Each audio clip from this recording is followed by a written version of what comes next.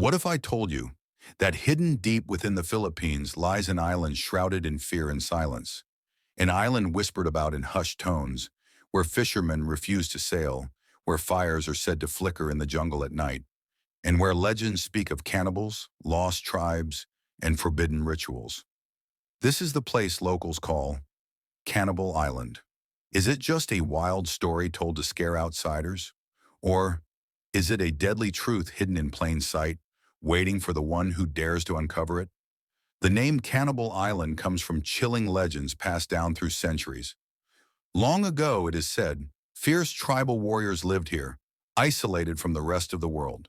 To them, survival was not just about hunting and gathering. It was about power. They believed that by consuming the flesh of their enemies, they would inherit their strength, courage, and spirit. When Spanish explorers reached the Philippines in the 16th century, they recorded terrifying encounters. They wrote of tribes who they called savages and man-eaters. According to their accounts, captives taken in battle were never seen again, except as shadows in ritual feasts around roaring fires. But here's the question.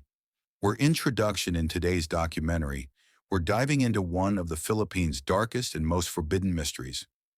Together, we'll uncover the history, the terrifying myths, and the bone-chilling encounters that gave this island its infamous name.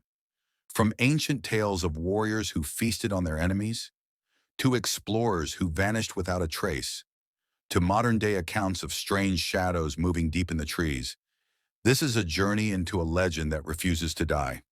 But here's the warning. The deeper we go into this mystery, the more dangerous the story becomes. Because some say this island doesn't want to be found. So stay with me until the very end, because what we discovered might just change how you see these waters forever. The Forbidden Island locals call it Isla del Silencio. From a distance, it looks like paradise. Emerald forests rising above crystal waters. But those who live nearby see it differently. To them, this is a cursed place, a forbidden land hidden behind walls of jungle so dense that sunlight barely breaks through. And surrounding it, treacherous reefs sharp enough to rip open the hull of any boat that dares draw near.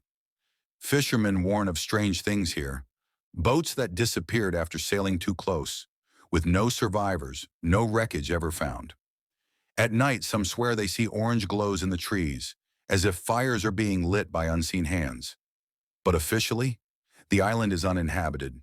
No villages, no roads, nothing but silence. Out of fear, locals refuse to land on its shores. Some won't even speak its name aloud. They say the island doesn't welcome outsiders. Those who enter never return.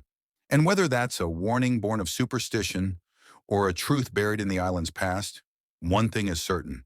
Isla del Silencio has remained untouched, unexplored, and untamed for centuries.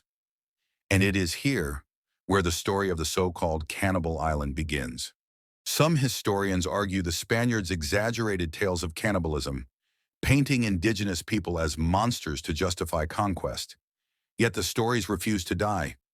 Even after centuries, whispers of the man-eaters remain tied to the island. Some anthropologists suggest the accounts were embellished, but what's unusual is the persistence of the legends. Even today, many villagers still warn travelers to stay away.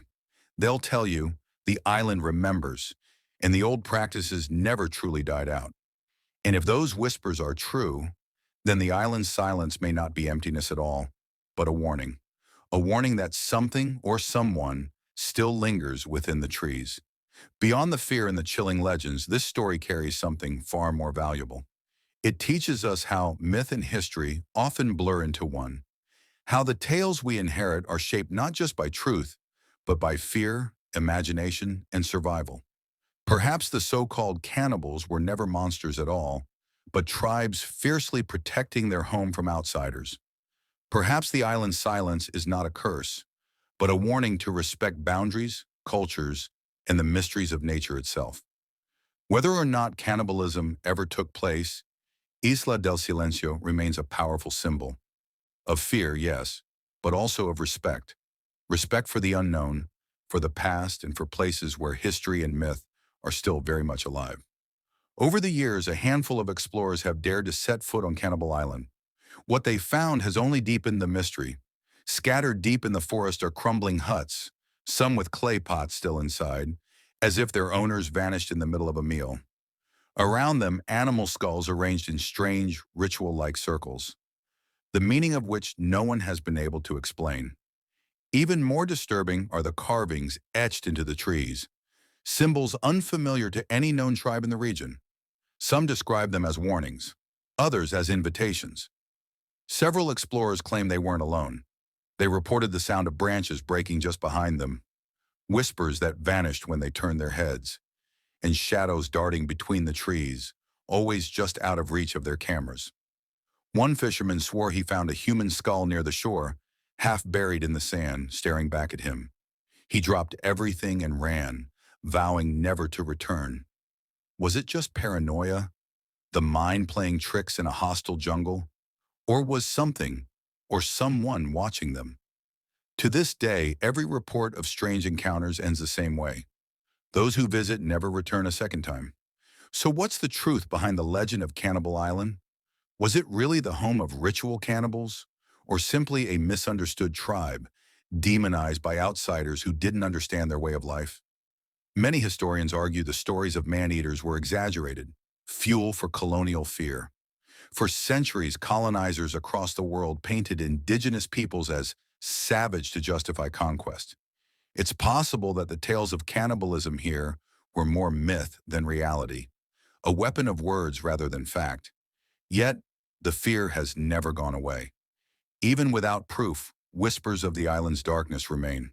To this day, the Philippine government marks certain islands as restricted, whether because of dangerous terrain, fragile ecosystems, or the presence of isolated tribes that must be left undisturbed. Cannibal Island may fall into one of these categories, but officially, its story is never spoken of.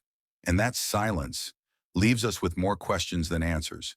If the cannibal stories were nothing but myths, why does the fear still run so deep? And if they were true, then what secrets still lie hidden within the jungle, waiting for the day they are uncovered?